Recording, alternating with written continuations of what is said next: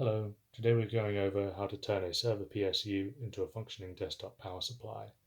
So in this example we're using a Dell L750E-S0 model 750 watt 12.2 volt DC power supply.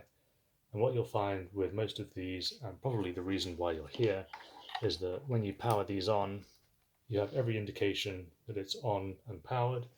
However, when you actually take a reading on the output pins, you'll see that you have no voltage.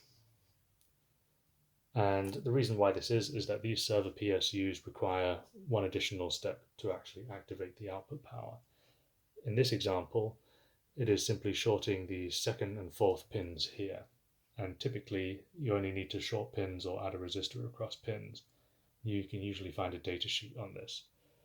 And what you'll see is that when I short these, you will hear a fan turn on, indicating that power is now flowing.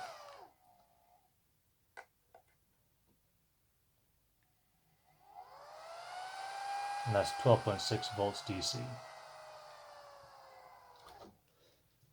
And then all you need to do after this is simply create a permanent short between these pins, like I have in this example here, by soldering a little loop on.